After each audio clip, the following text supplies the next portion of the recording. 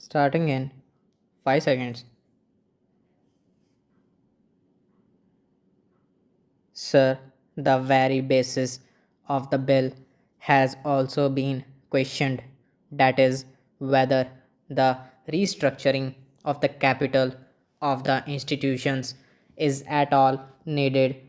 It is our view that a developmental agency should be organizationally independent and its board professionalized, having fully fed the Industrial Development Bank of India since its infancy.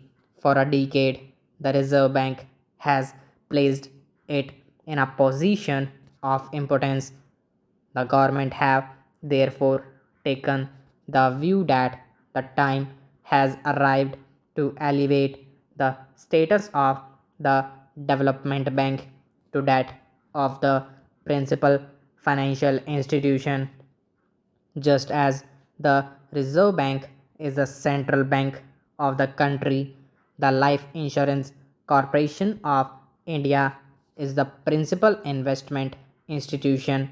The Development Bank should achieve the status of the principal financial institution, all the three being directly owned by the government. The bill seeks to achieve this purpose.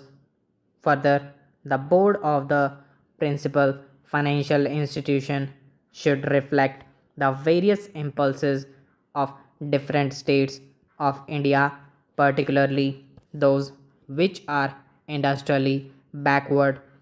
As I have already explained, you will see from clause 6 of the bill that in a board of 25 members, excepting 2 who are from government officials and 2 employees of the financial institutions, the rest are professionals in the sense that they represent all India and state level financial institutions, banks, and various fields like science, technology, industry, economics, industrial cooperative, marketing, etc. The Reserve Bank, as a central bank of the country, will be represented at the level of a deputy governor on the board and on the executive committee of the development bank. The Reserve Bank is therefore in a position to continue to make it positive contribution to the operations of the development bank and through it of all the other financial institutions. It has also been argued that after the restructuring of the development bank, neither the volume of credit to industry will increase nor will the cost of credit decrease, and thus there is no economic rationals for the bill. In any event, the mobilization of resources and their channeling will be done in close coordination with the Reserve Bank of India, having elevated the status of the IDBI and made it statutorily responsible for the coordination. The Development Bank and the other financial institutions will work with greater cohesion, and to that extent there will be better development of resources all round. A point has also been raised that with the transfer of the shareholding of the Industrial Development Bank of India from the Reserve Bank to the government, large industrial group would have easier access to institutional finance than before. In the second note of dissent by my honorable friends, a similar point has been made that the credit policies to be followed by the institutions have not been defined. The policy of financing industry, including small scale industry, cooperatives, etc., and the large industrial groups, is determined by government.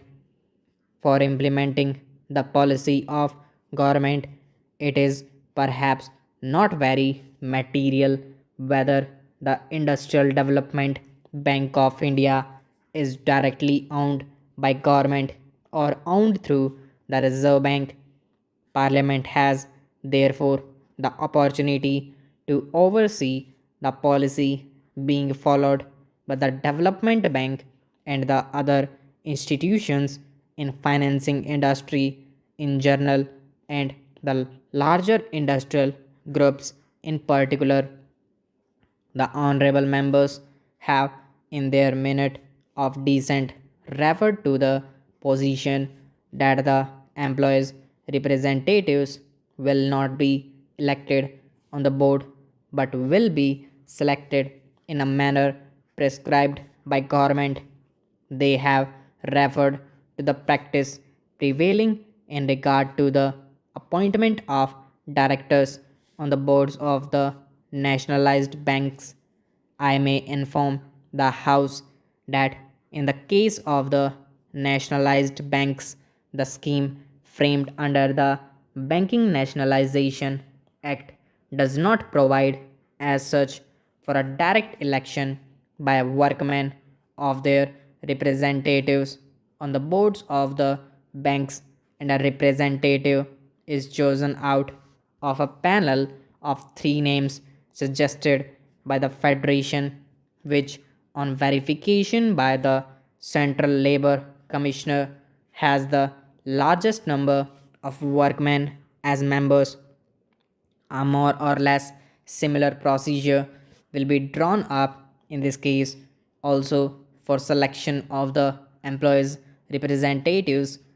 I now take this opportunity of paying a tribute to the services rendered by the Reserve Bank of India in feeding the Industrial Development Bank of India from its infancy and having brought it up to its present status so that it could take up the leadership of the other financial institutions independently. As I have already stated earlier, the Industrial Development Bank of India will continue to be as much a concern of the Reserve Bank as of the government in new setup as well. I have every hope that the Development Bank, as the principal financial institutions in the field of industrial finance, with its enlarged role, should be able to play an effective part in the balanced industrial development of the country in accordance with national priority and aspirations.